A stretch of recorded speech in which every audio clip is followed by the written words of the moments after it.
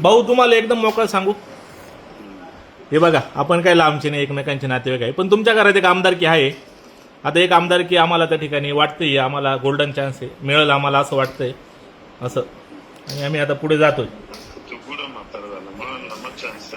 मी म्हातारा नाही झालो, पण ही निवडणूक 6 वर्षांनी येते. ऑलरेडी मागच्या 1.5 वर्षापूर्वीच आमची एक संधी गेली आहे आणि ही संधी परत येणार नाही. मी बघा मी काय सांगितलं किशोर भाऊ, एकदम सोप्या भाषेत सांगितलं. तुमच्या घरात एक आमदारकी आहे, पूर्वी 2 होत्या, आता तुमच्या रूपाने एक आमदार आहे, अजून तुमचा 4.5 वर्षाचा कालावधी त्या ठिकाणी बाकी आहे. उलट तुम्ही मनाचा मोठेपणा दाखवला तर एक आमदारकी समाजात निफाड तालुक्यात येऊन जाईल. अहो तुमच्याकडे आहे, आम्हाला भेटणार आहे तर आता देऊन टाका. उलट आम्ही फ्रेम करू का दराड्यांच्या मोठेपणामुळे आम्हाला ही भेटली. हा मग आम्ही कुठे, आम्ही पक्षावर नाराजच नाही, आम्ही अपक्ष जातोय ना. आम्ही कुठे काही भूमिका आमच्या काय असं काही नाही.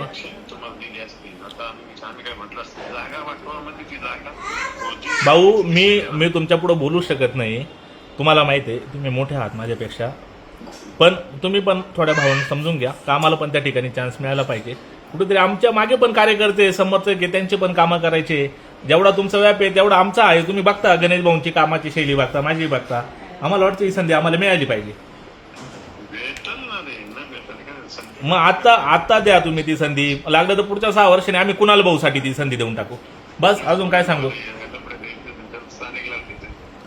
आणि जिथे पुढे तुम्हाला आमची गरज पडेल आम्ही येणार. तुम्ही आता आमच्या मागे राहा, भविष्यात आम्ही तुमच्यासाठी थांबू.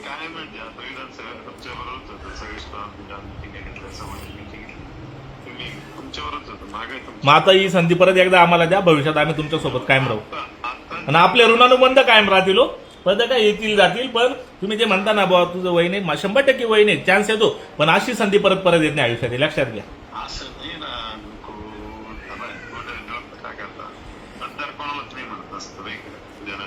हे बघा भाऊ 100% त्या गोष्टी कुठे जात नाही, पण मतदारांना उपलब्ध असणारा पण माणूस लागतो एक, हे लक्षात घ्या.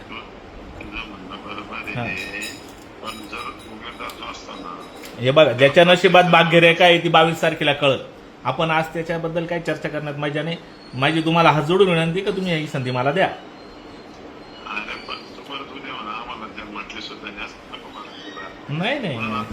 नाही आम्ही कधी म्हणणार नाही असं. मी कोणाजवळ बोललो पण नाही. आम्ही ठरवले, म्हणजे मी गणेश दादाला आग्रह होता तू लढ, पण त्याची मानसिकता आता तू म्हणे मला पक्षापुढे जाता येणार नाही आणि मी थांबवू शकत नाही.